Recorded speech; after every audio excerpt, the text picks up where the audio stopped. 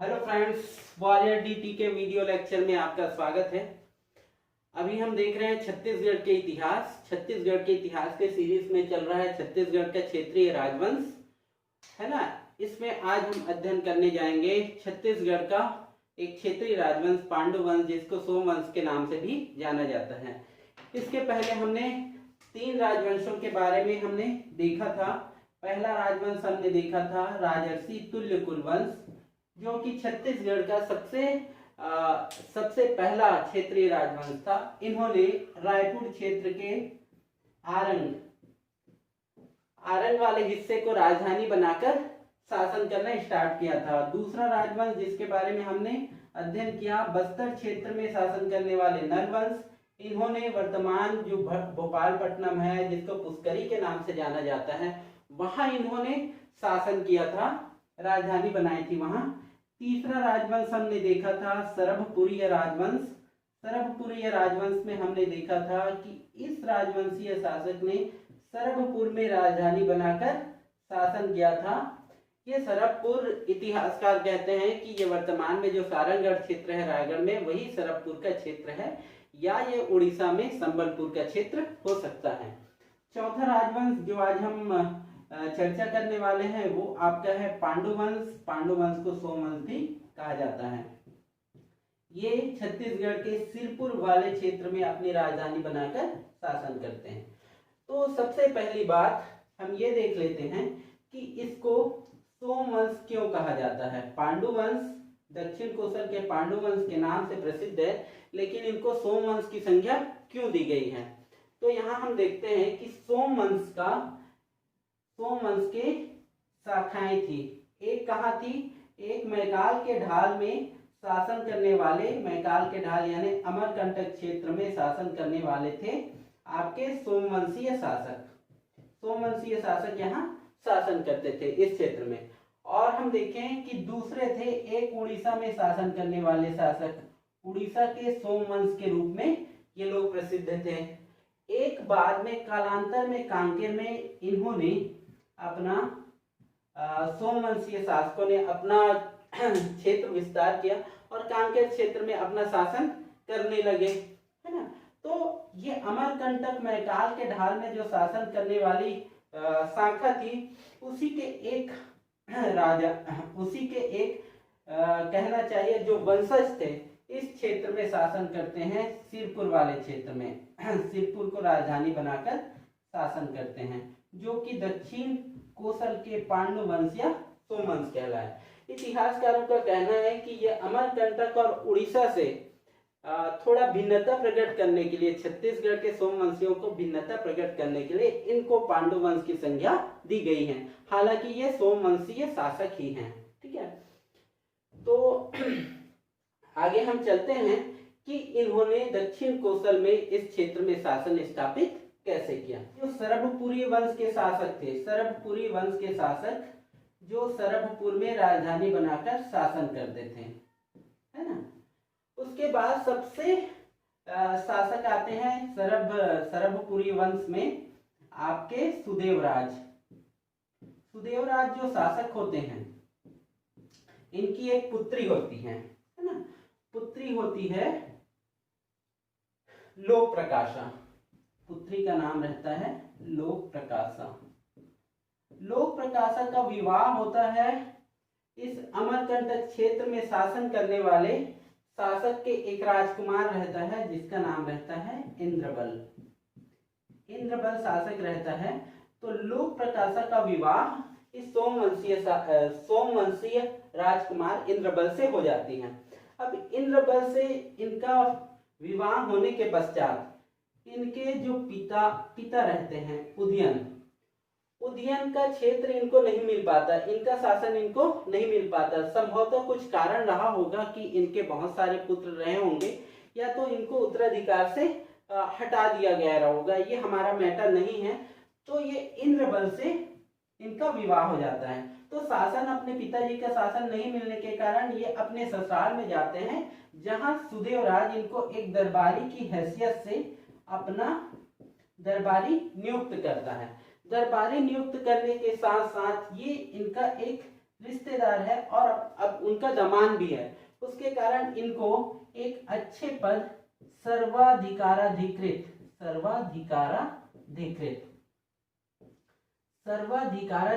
के पद पर आसीन करते हैं। नाम से ही स्पष्ट है, बहुत ही शक्तिशाली व्यक्ति होगा, सर्व अधिकाराधिकृत। इसको पूरा अपना शासन का पूरा बागडोर इनके हाथों में सौंप देते हैं। और ये एक क्षेत्र जो अभी वर्तमान में जांजगीर चांपा में है, खरौद क्षेत्र, तो इनको पूर्वी क्षेत्र की रक्षा के लिए खरौद का क्षेत्र दे देते हैं और वहां ये इंद्रबल क्या हो जाता है, अपना चलाते रहता है, शासन चलाते रहता है। ठीक है, उसके बाद क्या होता है, सुदेवराज की मृत्यु होती है और आगे शासक बनता है इसका छोटा भाई प्रवरराज। सुदेवराज का भाई बनता है प्रवरराज। आज तो ये प्रवरराज जब शासक बनता है उस समय भी ये खरौद क्षेत्र में अपना सर्वाधिकाराधिकृत पद पर आसीन रहता है। तो इस पर आक्रमण करता है जो इंद्रबल का चाचा रहता है, आक्रमण करता है जिससे सूरबल की हार होती है। पहले तो सूरबल की हार होने से ये अपना अपमान समझता है और अपना जो भतीजा रहता है इंद्रबल, इसको साथ लेके फिर से प्रवरराज के ऊपर आक्रमण कर देता है। जो इसके अंडर में सामंत था वो इसी पर आक्रमण कर देता है और संभवतः इस युद्ध में प्रवरराज की मृत्यु हो जाती है और ये प्रवरराज हार जाता है। प्रवरराज हार जाता है और इसकी मृत्यु हो जाती है। ठीक है, यहीं से इसको हराकर इन्होंने सरकपुरी वंश की सत्ता समाप्त की थी और अपना सिरपुर में राजधानी बनाकर पांडु वंश या सोम वंश की आधिपत्य स्थापित की थी। ठीक है, तो इस प्रकार छत्तीसगढ़ में सोमवंशीय शासकों की सत्ता स्थापित होती है। तो हमने देखा ये इंद्रबल। अब उसके बाद क्या होता है कि इनके पिता रहते हैं उदयन। ये पूरी तरह से शासक नहीं बने रहते, इनको ऐसा रहता है कि इनको बहुत ही शौक रहता है एक राजा बनने का, एक विशाल क्षेत्र के राजा बनने का। तो इंद्रबल क्या करता है, अपने पिता उदयन को इस क्षेत्र का राजा बना देता है, जो कि बहुत ही कम समय अंतराल 21 दिन के लिए राजा नियुक्त होता है। जैसे इंद्रबल के बाद ये जो शासक बनता है, उदयन के बाद जो शासक बनता है इंद्रबल बनता है। ठीक है, तो उदयन के बारे में देख लेते हैं, उदयन के बारे में क्या क्या तथ्य हैं। तो उदयन को पांडु वंश का आदि पुरुष कहा जाता है। ठीक है, आदि पुरुष कहा जाता है। अब इसका उल्लेख देखें तो उत्तर प्रदेश में कालंजर का जो शिलालेख है, कालंजर के शिलालेख में इसका उल्लेख है। ये कहा गया है कि ये जो उदयन है वो बराड़ क्षेत्र में शासन करते रहता है। बराड़ क्षेत्र का शासक जो है वो उदयन है, इस प्रकार का कालंजर शिलालेख में उल्लेखित है। कालंजर शिलालेख के अलावा जो पांडव वंश के जो शासक होते हैं, वंशज होते हैं, उनके शिलालेखों और ताम्रपत्रों में भी इसका उल्लेख मिलता है। ठीक है, तो उदयन के इस प्रकार से शासन समाप्त हो जाता है। उदयन के बाद जो आता है इंद्रबल, इसका जो नाम था भरतबल था। भरतबल इंद्र के समान शक्ति होने के कारण इसको इंद्रबल की संज्ञा दी गई। ठीक है, ये उदयन, उसके बाद इंद्रबल, भरतबल के बारे में सबसे पहली बात कि ये जो खरौद क्षेत्र में अपना सर्वाधिकाराधिकृत के पद पर आसीन था, वहीं एक इंद्रपुर शहर की स्थापना करता है। ठीक है, इंद्रपुर शहर की स्थापना करता है जिसको वर्तमान में खरौद के नाम से जाना जाता है। खरौद शहर के नाम से जो जाना जाता है, ये खरौद शहर वर्तमान में सिवरी नारायण के पास, ठीक है, सिवरी नारायण के पास 3 किलोमीटर की दूरी पर स्थित है। तो इस प्रकार ये इंद्रपुर शहर की स्थापना करवाता है। सुदेवराज का सामंत था, सुदेवराज का सामंत था।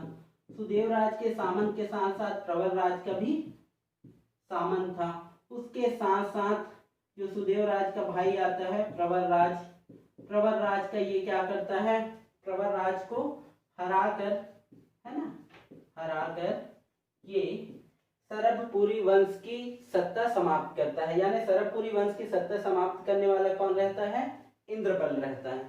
तो ये बहुत ही इंपॉर्टेंट शासक है।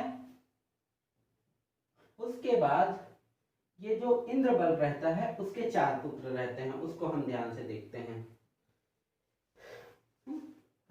ठीक है, इस शासक तक सिरपुर राजधानी बनने का कोई भी प्रमाण नहीं मिलता। अब इसके बाद जो शासक होता है नन्नराज होता है। देखिए इसके 4 पुत्र होते हैं इंद्रबल के। इंद्रबल का एक पुत्र होता है आपका नन्नराज प्रथम, जिसी को नन्नदेव भी कहा जाता है और इसी को नंदराज भी कहा जाता है। तो तीनों नाम अगर कहीं दिखे तो यही है, आप समझ जाइए। ठीक है, तो इसके 4 पुत्र होते हैं, नंदराज प्रथम, दूसरा पुत्र होता है इसका ईशान, तीसरा पुत्र होता है भवदेव रणकेसरी, इसका तीसरा पुत्र होता है, चौथा पुत्र होता है इसका आपका सूरबल नाम रहता है चौथे पुत्र का। तो इसके 4 पुत्र इस प्रकार के होते हैं, नन्नराज प्रथम या नन्नदेव या नंदराज जिसे कहते हैं, ईशान, भवदेव रणकेसरी और सूरबल। ठीक है, तो नंदराज जो शासक होता है वो बहुत ही कमजोर शासक होता है। इसके शासन काल में इंद्रबल ने जो भी क्षेत्र हासिल किया था, इंद्रबल ने अपना दक्षिण कोसल का क्षेत्र के साथ साथ आपका उड़ीसा वाला क्षेत्र भी हासिल कर लिया था। तो इसके शासन काल में मात्र आपका चित्रांगनपुर क्षेत्र ही इसके शासन काल में रहता है, बाकी सभी क्षेत्र इसके छीन लिए जाते हैं। इसलिए इसके शासन काल को पांडुवंशीय शासकों का अपकर्ष काल या पतन काल भी कहा जाता है। ठीक है, चित्रांगनपुर में ही इसका शासन रहता है और ये अपकर्ष काल। संभवतः इसी ने सिरपुर को राजधानी बना के शासन करना प्रारंभ किया था। ठीक है, तो ये चित्रांगनपुर ही इसका क्षेत्र रहता है, इसलिए इन्होंने चित्रांगनपुर को राजधानी बनाया होगा, है ना। तो ये होता है, ये इसका अपकर्ष काल रहता है और ये बहुत ही कमजोर शासक रहता है। अब उसके बाद जो इसका दूसरा पुत्र रहता है, तीसरा पुत्र, चौथा पुत्र, इनका क्या होता है? तो ये अपने सभी भाइयों को अलग अलग क्षेत्र का मांडलिक बना देता है, अलग अलग क्षेत्रों का मांडलिक बना देता है, यानी कि अलग अलग मंडल में विभाजित किया रहा होगा। अब उस मंडल के जैसे ईशान को खरौद मंडल दे दिया गया था, भवदेव रणकेसरी को भांडक क्षेत्र दे दिया गया था और चौथे भाई के बारे में कोई वर्णन कहीं नहीं मिलता है। तो इसको खरौद क्षेत्र दिया गया था, इसको भांडक क्षेत्र दिया गया था और सूरबल के बारे में कोई जानकारी नहीं मिलती। अब हम देख लेते हैं कि जो ईशान है, ईशान का जो उल्लेख है खरौद के लक्ष्मणेश्वर मंदिर में, इसका उल्लेख है खरौद लक्ष्मणेश्वर मंदिर। लक्ष्मणेश्वर मंदिर में इसका उल्लेख है। दूसरी बात यह है, जो खरौद है वहां का जो लक्ष्मणेश्वर मंदिर है, लक्ष्मणेश्वर मंदिर है, उसका निर्माण भी ईशान देव ने ही करवाया था। ठीक है, इसी को लाखा चौर मंदिर भी कहा जाता है, लक्ष्मणेश्वर मंदिर को लाखा चौर मंदिर भी कहा जाता है। माना जाता है कि यहाँ 1.25 लाख चावल चढ़ाने की प्रथा है। ठीक है, यहाँ के जो शिवलिंग है, शिवलिंग में भी 1.25 लाख छिद्र हैं, इसलिए इसको लाखा चौर मंदिर भी कहा जाता है। ठीक है, जो खरौद में स्थित है। यहाँ माना जाता है कि ये जो लक्ष्मणेश्वर मंदिर है, वहीं पर जो शिवलिंग स्थापित है, वहीं पर वनवास काल में लक्ष्मण जी ने यहाँ पूजा आराधना की रही होगी, उसी कारण ये क्षेत्र बहुत पवित्र क्षेत्र माना जाता रहा होगा। और उसी क्षेत्र में ईशान ने क्या किया था, लक्ष्मणेश्वर मंदिर की स्थापना की थी। तो ईशान क्या था, हम मान सकते हैं। और स्पेशल बात यह है कि ये लक्ष्मणेश्वर मंदिर लक्ष्मण का मंदिर नहीं है, ये शिव का मंदिर है। लक्ष्मणेश्वर मंदिर जो है शिव का मंदिर है। इसी वंश के एक शासक महाशिवगुप्त बालार्जुन ने लक्ष्मण मंदिर का निर्माण करवाया था, उसकी माता वाष्टा देवी ने निर्माण करवाया था, उसको पूर्ण महाशिवगुप्त बालार्जुन ने करवाया था। तो कंफ्यूज ना होना कि ये जो लक्ष्मणेश्वर मंदिर है लक्ष्मण मंदिर से अलग है। उसके बाद ईशान के बाद जो भांडक क्षेत्र मिलता है भवदेव रणकेसरी को जो भांडक क्षेत्र मिलता है, तो भांडक शिलालेख में इसका उल्लेख है। भांडक शिलालेख में इसका उल्लेख है। और इस वंश के जो आदि पुरुष होने का जो प्रमाण मिलता है भांडक उदयन को जो मिलता है आदि पुरुष है करके, वो भांडक शिलालेख में ही मिलता है और इसको भांडक क्षेत्र का मंडलाधिपति बनाया जाता है। ठीक है। उसके बाद ये माना जाता है कि जो नन्नदेव रहता है, नन्नदेव बाद में सभी क्षेत्रों को जब हार जाता है तो अपने सभी भाइयों को अपना मंडल क्षेत्र से हटाकर सभी क्षेत्रों पर अपना शासन स्थापित कर लेता है नन्नराज या नन्नदेव। ठीक है। तो इसके शासनकाल में उतना कुछ नहीं होता। उसके बाद इसका जो पुत्र होता है, नन्नदेव का पुत्र होता है, वो शासक बनता है जिसका नाम रहता है तीवरदेव, जो कि बहुत ही महत्वपूर्ण शासक होता है। तो तीवरदेव के बारे में हम आगे देखते हैं। तीवरदेव जिसको माना जाता है, नाम लिया जाता है महाशिव तीवरदेव, महाशिव तीवरदेव। देखिए, जो महाशिव के बारे में देखें, माना जाता है कि ये जो महा उपाधि है सरबपुरी वंशियों ने स्टार्ट की थी, तो यही उपाधि इन्होंने धारण की थी। महा की उपाधि और शिव की उपाधि धारण की थी। शिव की उपाधि धारण करने से ऐसा लगता है कि ये शैव उपासक होगा, पर ये शैव उपासक नहीं है, ये वैष्णव उपासक था। ये वैष्णव उपासक था और ये परम वैष्णव की उपाधि धारण करता था। परम वैष्णव की उपाधि ये धारण करता था। ठीक है। और इसने अपनी मुद्रा पर गरुड़ का अंकन करवाया था। ये भी बहुत ही महत्वपूर्ण चीज है, मुद्रा पर गरुड़ अंकन करवाया था। महाशिव तीवरदेव, ठीक है, महाशिव इसकी उपाधि थी। उसके बाद अगर हम देखें, इसका ताम्रपत्र मिला है और आपका शिलालेख मिला है। ताम्रपत्र और शिलालेखों में अलग अलग नाम मिला है। ताम्रपत्र में महाशिव तीवरदेव मिला है और शिलालेख में केवल तीवरदेव के रूप में इसका नाम उल्लेखित है। ठीक है। ताम्रपत्रों में महाशिव तीवरदेव है और शिलालेख में सिर्फ तीवरदेव नाम मिला है। आगे देखते हैं इसके बारे में। इससे संबंधित एक ताम्रपत्र मिला है आरंग में। संभवतः इसने आरंग क्षेत्र को जीत लिया होगा, जिससे ये आरंग ताम्रपत्र मिला है। ठीक है। इन लोग इधर उधर शासन फैलाते ही रहते हैं, तो संभवतः दूसरे वंश के शासकों को इन्होंने हटाकर अपनी सत्ता उस क्षेत्र में स्थापित की होगी, क्योंकि जो आरंग है और सिरपुर है वो कनेक्टेड एरिया है, महासमुंद जो रोड में है वो कनेक्टेड एरिया है, इसलिए। तो हम देखते हैं कि ये इनका जो आरंग ताम्रपत्र मिलता है, आरंग ताम्रपत्र में ये लिखते हैं कि जो राजाधिराज और अधिराज, राजाधिराज और अधिराज की जो उपाधि नन्नदेव ने इनके पिताजी ने धारण की थी, वही उपाधि मैं धारण करता हूँ, ये उन्होंने लिखा है। और इनके पिताजी बहुत ही कमजोर शासक थे, राजा थे, कुछ भी उपाधि धारण कर सकते थे। उन्होंने राजाधिराज और अधिराज की उपाधि धारण की थी। अब इसके आरंग ताम्रपत्र के बाद एक मिला है आपका अडभार ताम्रपत्र। अडभार ताम्रपत्र, ये ताम्रपत्र इनका नहीं है। अडभार ताम्रपत्र इनके पुत्र नन्नराज द्वितीय का है। नन्नराज द्वितीय का ये ताम्रपत्र है ना। इसमें ये लिखता है कि मेरे जो पिताश्री हैं तीवरदेव, वो क्या है, दक्षिण कौशल और उत्कल क्षेत्र के मालिक है और उसको अपने पराक्रम है ना, स्वपराक्रम पर पूरे क्षेत्र को जीत लिए हैं, यानी उड़ीसा का क्षेत्र और दक्षिण कौशल का पूरा क्षेत्र इन्होंने अपने कब्जे में ले लिया है। इनका ही राज है इस क्षेत्र में। इस प्रकार लिखवाता है। इसको संस्कृत में वो क्या लिखवाता है, स्वभुज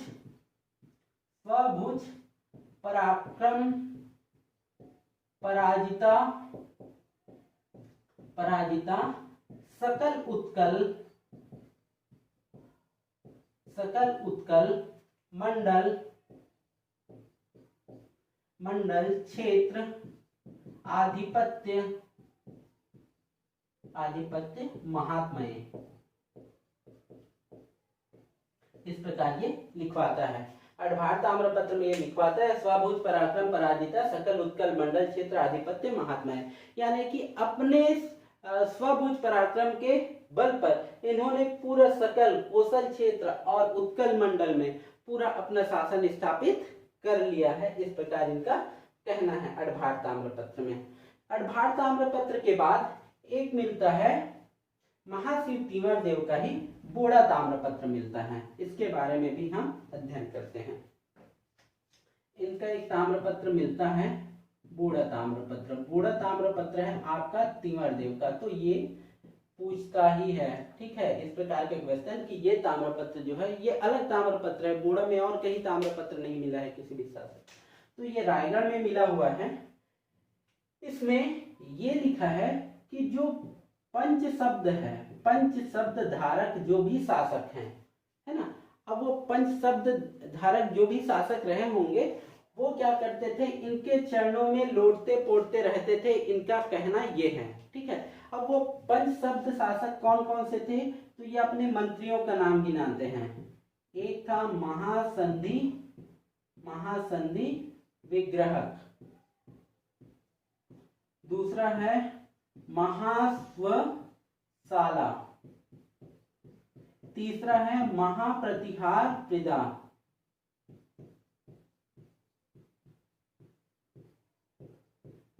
चौथा है महाभंडागार,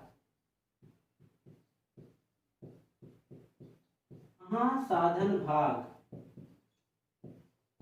महासाधन भाग। फिर ये कहता है कि ये पंच महाशब्द जो भी हैं ये इनके चरणों में लौटते पोड़ते रहते हैं। उसके बाद इनका ताम्रपत्र मिला है राजिम एवं बालोद का ताम्रपत्र मिला है, राजिम एवं बालोद। राजिम जो है गरियाबंद में छत्तीसगढ़ का प्रयाग है, और बालोद में इनका ताम्रपत्र, जिसमें ये लिखा है कि ये जो व्यक्ति हैं तीवर देव जो है वो उनके बहुत पराक्रमी है और उन्होंने अपने पराक्रम के दम पर बहुत सारा क्षेत्र विजित किया है। और इसी प्रकार इन्होंने एक उपाधि धारण की थी जो बहुत ही महत्वपूर्ण है, कोसलाधिपति की उपाधि धारण की थी, कोसलाधिपति की उपाधि धारण की थी। और मैंने बताया कि ये वैष्णव धर्म के थे, इसलिए इसने परम वैष्णव की भी उपाधि धारण की थी, ठीक है। तो ये तीवर देव का है। उसके बाद ये एक चीज बताता है कि इन्होंने उड़ीसा का क्षेत्र जीत लिया है, बट इनके जो शासक आते हैं, वंशज आते हैं, वो इसका दावा नहीं करते कि हम उड़ीसा क्षेत्र में शासन कर रहे हैं। तो संभवतः इनके जो वंशज होते हैं उस उड़ीसा क्षेत्र को अपने राजपाट से गंवा लिए रहते हैं, ठीक है। तो कुछ समय के लिए रहता है, बट इनके शासन अधिकार क्षेत्र में उड़ीसा क्षेत्र आता था। अब आगे हम देखते हैं तीवर देव के बारे में ही एक बात प्रचलित है कि कोसलाधिपति की उपाधि धारण करता है, और इनकी एक पुत्री रहती है और पुत्र रहता है तीवर देव, है ना। एक पुत्र रहता है जिसका नाम अपने दादा के नाम पर ये रखता है नन्नराज या नन्नदेव, इसी को भी कहा जाता है। अब ये जो नन्नदेव रहता है और इनकी एक पुत्री रहती है, पुत्री का नाम किसी बुक में नहीं मिलता, पुत्री, तो इसका जो दामाद रहता है, दामाद का नाम भी इसके पुत्र के नाम जैसा ही नन्नदेव रहता है, ठीक है। तो ये अपने दामाद को पंच महाशब्द की उपाधि प्रदान करता है दामाद को भी। तो ये बहुत ही इंपॉर्टेंट चीज है। तो ये तो लिखता है कि पंच महाशब्द जो साधक थे वो क्या कर चरण में लौटते पोड़ते आते थे, उसी प्रकार पंच महाशब्द की उपाधि भी ये अपने दामाद को प्रदान करते हैं। ये शासक बहुत ही कम समयांतराल तक अपना शासन चलाते रहते हैं। इसके बाद इनका जो उत्तराधिकारी रहता है नन्नदेव या नन्नदेव तृतीय, इसी को कहते हैं, नन्नदेव तृतीय रहते हैं। इनके बारे में ज्यादा जानकारी नहीं मिल पाती, ठीक है। इनके बारे में देखिए, तीवर देव के बारे में एक और है। तीवर देव जो था, तीवर देव के शासन काल को पांडु वंश का उत्कर्ष काल कहा जाता है। पांडु वंश का उत्कर्ष काल यानी कि ऊपर उठने वाला, उत्थान होने वाला काल कहा गया है। अब जो नन्नदेव द्वितीय रहता है, इसका जो क्षेत्र रहता है ये बहुत ही कम क्षेत्र में सीमित हो जाता है। नन्नदेव द्वितीय का जो शासन होता है वो संभवतः उड़ीसा का क्षेत्र गंवा लिया रहता है। जो क्षेत्र तीवरदेव ने जीता था उड़ीसा का क्षेत्र ये गंवा लेता है, लेकिन महाराष्ट्र के वर्धा तक अपना शासन ये बढ़ा लिया रहता है। महाराष्ट्र के वर्धा तक इसके शासन क्षेत्र होने का उल्लेख मिलता है, पर यह बहुत ही कमजोर शासक था। ये महाराष्ट्र के वर्धा क्षेत्र और दक्षिण कोसल का क्षेत्र ये पूरा जीत लिया रहता है। ठीक है, इसमें सबसे महत्वपूर्ण योगदान इनके एक सेनापति का उल्लेख मिलता है जिसका नाम है देवर्चित। ठीक है, तो ये पूछ सकता है ये देवर्चित सेनापति किससे संबंधित है। ठीक, तो देवर्चित का उल्लेख मिलता है। ये क्या लिखवाता है, नन्नदेव द्वितीय लिखाता है कि ये विष्णु का परम भक्त है, और अपने बारे में लिखवाता है कि ये दक्षिण कोसल का स्वामी है। दक्षिण कोसल का संपूर्ण क्षेत्र जीत लिया है, इस प्रकार ये लिखवाता है ना। तो इस प्रकार इस राजवंश में नन्नदेव द्वितीय का शासनकाल समाप्त होता है। उसके बाद तीवरदेव का जो शासनकाल बताया गया था, तीवरदेव के बारे में बता दूं, कुछ इतिहासकार 550 से 575 ईस्वी के मध्य इसका शासनकाल मानते हैं। तो संभवतः अन्य जो शासक थे नलवंशीय शासक रहे होंगे, इनके समकालीन ही रहे होंगे। अब आगे हम चलते हैं। नन्न राजनीति छत्तीसगढ़ के सभी क्षेत्रों को मंडल के रूप में विभाजित कर देता है, इसलिए ये कोसल मंडलाधिपति की उपाधि धारण करता है। कोसल मंडलाधिपति की उपाधि ये, जैसा कि इसके पहले तीवरदेव ने कोसलाधिपति की उपाधि धारण की थी, ये पूरे क्षेत्रों को मंडल के रूप में विभाजित करके कोसल मंडलाधिपति की उपाधि धारण करता है। नन्न राज का जो शासन काल था बहुत ही छोटा काल था, इसकी अकाल मृत्यु हो जाती है, इसका कोई वारिस भी नहीं होता। वारिस नहीं होने से इनके जो चाचा या तीवरदेव के जो भाई रहते हैं, इनके भाई रहते हैं चंद्रगुप्त। ठीक है, चंद्रगुप्त शासक बनते हैं, इनके चाचा बनते हैं। ये इसके काल में सबसे महत्वपूर्ण फैक्ट ये है कि ये अपने नाम के पीछे गुप्त लगाना स्टार्ट करते हैं, तो आने वाले सभी शासक अपने नाम के पीछे गुप्त लगाते हैं। चंद्रगुप्त, हर्षगुप्त, उसके बाद महाशिवगुप्त, इस टाइप का नाम लगाते हैं। चंद्रगुप्त के बारे में बताऊं कि क्या होता है। विष्णुकुंडी जो माधव वर्मन जिससे युद्ध करते हुए तीवरदेव की मृत्यु हो जाती है, तो वो बहुत सारा क्षेत्र जीत लिया रहता है। उस क्षेत्र को जीतना इसके लिए बहुत बड़ी चुनौती रहती है, उसके हारे हुए क्षेत्र को वापस लाना। दूसरी बात, इनसे सामंत बहुत नाराज हो जाते हैं, तो इन सामंतों को भी खुश करना इनके लिए बड़ी बात होती है। ठीक है, इसके बारे में मैं बताया था नन्नराज द्वितीय का जो सामंत रहता है ना, देवर्चित इनका सामंत और सेनापति रहता है, तो इसको आप याद रखिए, ये महत्वपूर्ण फैक्ट है। तो इस प्रकार ये विष्णुकुंडी माधव वर्मन द्वारा जीते गए क्षेत्र को फिर से वापस लाता है और ये अपनी अधिसत्ता चलाता है। उसके बाद जो शासक आता है हर्षगुप्त। चंद्रगुप्त का पुत्र होता है हर्षगुप्त जो होता है बहुत ही अच्छा शासक होता है। ये विवाह करता है मगध की राजकुमारी से। मगध की राजकुमारी जो कि मौखरी वंशीय थी। मौखरी वंशीय एक राजा था सूर्यवर्मा की पुत्री थी वाष्टा, जिसका छत्तीसगढ़ के इतिहास में बहुत ही बड़ा महत्व है। वाष्टा का इसको देखेंगे कैसे महत्व है। तो वाष्टा से इसका विवाह होता है हर्षगुप्त का। संभवतः ये जो हर्षगुप्त है वो कलिंग वाले क्षेत्र को जीतता है, इसलिए ये त्रिकलिंगाधिपति की उपाधि भी धारण करता है। त्रिकलिंगाधिपति की उपाधि, प्राग परमेश्वर की उपाधि ये धारण करता है। प्राग परमेश्वर की उपाधि ये धारण करता है। और एक बात है, नेपाल नरेश जो जयराम रहते हैं, नेपाल नरेश जयराम, उनके अभिलेख में इनका वर्णन मिलता है। ठीक है, हर्षगुप्त का वर्णन मिलता है नेपाल नरेश जयराम के शिलालेख में। इनका विवाह होता है मगध की राजकुमारी जो कि मौखरी वंशीय थी सूर्यवर्मा की पुत्री वाष्टा से होता है। अब इस वाष्टा का क्या महत्व है इसको हम देखते हैं। देखिए, हर्षगुप्त का जो शासन रहता है वो बहुत ही कम रहता है, इसकी अकाल मृत्यु हो जाती है हर्षगुप्त की संभवतः। तो इसका 12 वर्षीय पुत्र जो होता है महाशिवगुप्त बालार्जुन, वो फिर राजगद्दी पर बैठता है। इसके बारे में हम देखते हैं। तो हर्षगुप्त का पुत्र होता है हर्षगुप्त और वाष्टा, वाष्टा इसकी पत्नी। इन दोनों के दो पुत्र होते हैं महाशिवगुप्त, शिवगुप्त बालार्जुन, है ना, और दूसरा होता है रणकेसरी, रणकेसरी। ठीक है, महाशिवगुप्त का पुत्र होता है शिवनंदी, इसका भी उल्लेख मिलता है।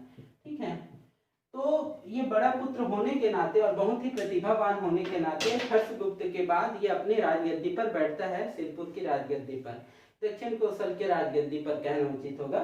तो ये जब बैठता है तो ये क्या होता है 12 वर्ष में ही बैठ जाता है, कारण इनके पिता की मृत्यु हो जाती है।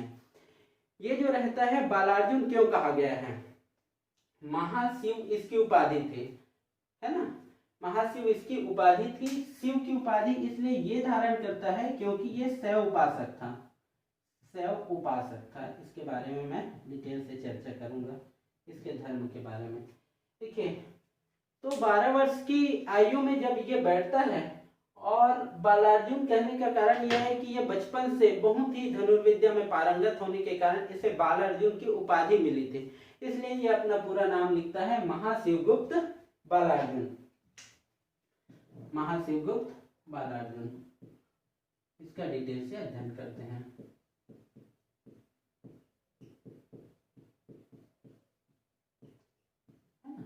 इसका जो शासन काल था 595 से 655 ईस्वी, लगभग 60 साल ये शासन करता है। 60 साल का इसका लंबा शासन काल रहता है। इसमें इसके शासन काल में पहला महत्वपूर्ण फैक्ट ये है कि ये लक्ष्मण मंदिर का निर्माण करवाता है। लक्ष्मण मंदिर 7वीं शताब्दी में बनाकर 7वीं शताब्दी में बना ईंटों का बहुत ही सुंदर मंदिर है, जिसका निर्माण इनकी माता वाष्टा देवी ने प्रारंभ करवाया था। और पूरा काम किसके शासनकाल में हुआ, महाशिवगुप्त बालार्जुन के शासनकाल में पूर्ण हुआ। इसने ही उस मंदिर का निर्माण पूर्ण करवाया था। ये जो लक्ष्मण मंदिर है ये उत्तर गुप्त वास्तुकला का एक सुंदर उदाहरण है, उत्तर गुप्त वास्तुकला, वास्तुकला सबसे महत्वपूर्ण उदाहरण है। देखिए, पांडुवंश से ही छत्तीसगढ़ में वास्तुकला स्थापत्य कला की शुरुआत मानी जाती है। ठीक है, क्योंकि इन्होंने बहुत ही सुंदर सुंदर मंदिर बनवाए थे। तो ये लक्ष्मण मंदिर के बारे में किसी लेक्चर में डिटेल से अध्ययन करेंगे, बहुत ही महत्वपूर्ण है और बहुत ही इसके बारे में बताना बाकी है। लेकिन जो ईंट जोड़े गए हैं उस समय सीमेंट का प्रचलन नहीं होता था, गुड़ और चूने से उसको जोड़ा गया है, जो अभी तक वहां सुरक्षित है। और देखिए, लक्ष्मण मंदिर कहने का अर्थ ये लक्ष्मण मंदिर नहीं है, ये विष्णु मंदिर है। विष्णु मंदिर है क्योंकि इनके जितने पूर्वज थे ये वैष्णव थे, इसलिए इन्होंने विष्णु मंदिर बनवाया। अंदर में लक्ष्मण की प्रस्तर प्रतिमा है और नाग है, इसलिए इसको क्या कहा गया है, लक्ष्मण मंदिर की संज्ञा दी गई है। तो ये पूछ सकता है कि ये कौन सा मंदिर है। उसके बाद ये जो बना हुआ है नागर शैली में बना हुआ है, नागर शैली में बना हुआ है। तो यहाँ से एक क्वेश्चन पक्का पूछ सकता है लक्ष्मण मंदिर के बारे में। 650 ईस्वी के आसपास बना था, यानी 7वीं शताब्दी में महाशिवगुप्त बालार्जुन के शासनकाल में ये बना हुआ था।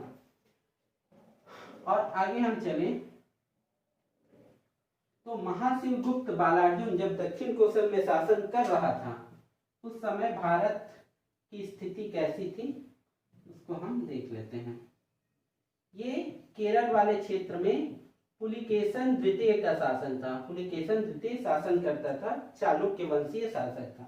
ऊपर में उत्तर भारत में हर्षगुप्त का शासन था। उसी समय दक्षिण कोसल में महाशिवगुप्त का शासनकाल था। तो क्या होता है, जब पुलिकेशन द्वितीय हर्षगुप्त पर आक्रमण करते हैं 634 ईस्वी में, 634 ईस्वी में जब आक्रमण करते हैं, तो जो महाशिवगुप्त बालार्जुन यहाँ जो शासन करते रहते हैं, हर्षगुप्त का साथ देता है और संभवतः पुलिकेशन द्वितीय दक्षिण कोसल के जो राजा रहते हैं और हर्षगुप्त को उसमें पराजित कर देता है। इसका वर्णन मिलता है ऐहोल प्रशस्ति में। ऐहोल प्रशस्ति में इसका वर्णन मिलता है। ठीक है, तो पुलिकेशन द्वितीय इनको हरा देता है, दक्षिण कोसल के राजवंश राजा को हराया था। इसका वर्णन ऐहोल प्रशस्ति में है। ठीक है, आगे चलते हैं। एक बहुत ही महत्वपूर्ण फैक्ट हेन्सवांग के बारे में। हेन्सवांग जो कि एक चीनी यात्री था। चीनी यात्री था। क्या चीनी यात्री छत्तीसगढ़ में आया था कभी? तो हाँ, किसके शासनकाल में आया था? तो पांडुवंशीय शासक महाशिवगुप्त बालार्जुन के शासनकाल में ये छत्तीसगढ़ आया था, यानी दक्षिण कोसल आया था। ठीक है, जो हेन्सवांग आया था वो इस क्षेत्र को बुक का नाम था यात्रा वृत्तांत का सीयू की, और इस क्षेत्र को उसने लिखा कियासलो, यानी कोसल वाला क्षेत्र अपने भाषा में कियासलो लिखा। ये जब आया छत्तीसगढ़ में 639 ईस्वी में आया था, महाशिवगुप्त बालार्जुन के शासन काल में। ये जब आया तो इसने सिरपुर और मल्हार की यात्रा की थी। सिरपुर और मल्हार की यात्रा की थी, और इस वंश के जो शासक थे महाशिवगुप्त बालार्जुन के बारे में उन्होंने क्या लिखा है, ध्यान से सुनिए। उन्होंने लिखा कि यहाँ का जो शासक है वो तो शैव मत का है, शैव भगवान को मानने वाला है, लेकिन सभी धर्मों के प्रति उदार है। वो मंदिर भी बनवाता है, जैनों के लिए मंदिर बनवाता है, बौद्धों के लिए विहार बनवाता है, ऐसा उन्होंने लिखा है। उन्होंने लिखा कि यहाँ 100 संघाराम विहार हैं, 100 संघाराम विहार हैं, जिसमें 10,000 महायानी बौद्ध भिक्षु यहाँ रहते हैं। उसके साथ ही इन्होंने लिखा कि यहाँ 70 देव मंदिर हैं, 70 देव मंदिर हैं, और उन्होंने लिखा कि ये जो क्षेत्र है बौद्ध धर्म के विकास के लिए बहुत ही, मतलब उस समय बौद्ध धर्म इस क्षेत्र में बहुत ही फल फूल रहा है। तो एक क्वेश्चन और बन सकता है कि दक्षिण कोसल में कौन से राजा के शासन काल में बौद्ध जो धर्म है वो बहुत फला फूला? तो महाशिवगुप्त बालार्जुन के शासन काल में बौद्ध धर्म बहुत ही फला फूला। तो बौद्ध धर्म के बारे में भी देख लेते हैं। महाशिवगुप्त बालार्जुन के शासन काल में बौद्ध धर्म की क्या दशा थी, ये आपका मेंस का क्वेश्चन हो सकता है। तो बौद्ध धर्म, ये लिखिएगा कि जो महाशिवगुप्त बालार्जुन था वो शैव मत का अनुयायी था, पर वो अन्य धर्मों के प्रति उदार था। वो बौद्ध धर्म को बहुत ही ज्यादा आदर देता था। इसके समय में 100 बौद्ध विहार थे, जिसमें 10,000 महायानी बौद्ध भिक्षु रहा करते थे। ठीक है, और उसके बाद इन्होंने बहुत सारे बौद्ध विहार बनवाए, स्तूप का निर्माण करवाया, है ना। दूसरी बात, ये आनंद प्रभु कुटीर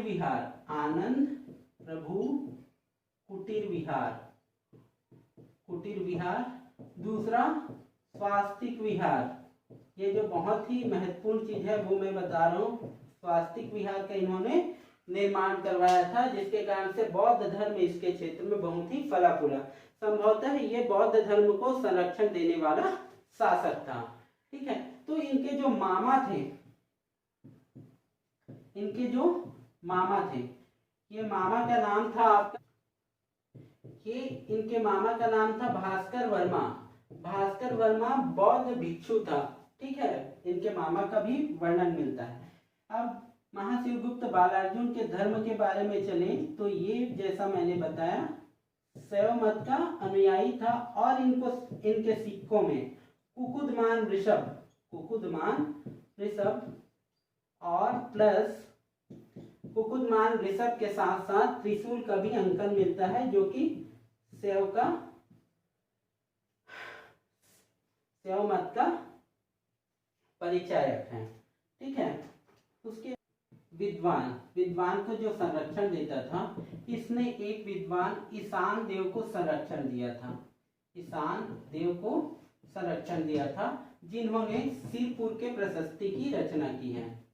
सिरपुर प्रशस्ति रचनाकार ईशान देव हैं, रचनाकार हैं। ठीक है। उसके बाद इसकी जो खुदाई में, सिरपुर की जो प्रथम खुदाई हुई, सिरपुर की खुदाई में एक व्यक्ति के बाड़ी में इसके 27 ताम्रपत्र मिले हैं। 27 ताम्रपत्र जो मिले हैं, इसका सबसे पहला अध्ययन विष्णु सिंह ठाकुर और रमेंद्रनाथ मिश्र ने किया है। विष्णु सिंह ठाकुर प्लस रमेंद्रनाथ मिश्र ने इसका अध्ययन किया है। ठीक है। इसके बाद इन्होंने बहुत सारे मंदिरों का निर्माण करवाया। उसमें थे पंचतत्व मंदिर, दूसरा राम मंदिर, तीसरा शिव मंदिर, बहुत बड़े बड़े बौद्ध विहार का इन्होंने निर्माण करवाया था। इसलिए इनके शासनकाल को दक्षिण कौशल के इतिहास का स्वर्णकाल कहा जाता है। इस शासनकाल में इन्होंने प्रजा दर्शन प्रारंभ करवाया। प्रजातुल्य, ठीक है, तुल्यदान, तुल्यदान इन्होंने स्टार्ट करवाया, यानी बराबर वजन की सामग्री देने का इन्होंने स्टार्ट करवाया था। साथ ही साथ इनके शासनकाल में कोई भी भिखारियों का वर्णन नहीं मिलता है। इसके साथ साथ अगर हम कहें कौन कौन से मंदिर, तो एक उमा महेश्वर का मंदिर मिलता है। ठीक है। पंचतत्व का मैंने मंदिर बताया, राम मंदिर बताया, शिव मंदिर बताया। देवल जैन मंदिर, ये जैन धर्म का भी संरक्षक था और जैन जो समागम होता था उसका भी इन्होंने आयोजन करवाया था, जैन समागम करवाया था, देवल जैन मंदिर का निर्माण करवाया। और इसी समय जो सिरपुर था, तंत्र साधना के लिए बहुत ही फेमस रहा, तंत्र साधना का केंद्र के रूप में ये विकसित हो गया। ठीक है।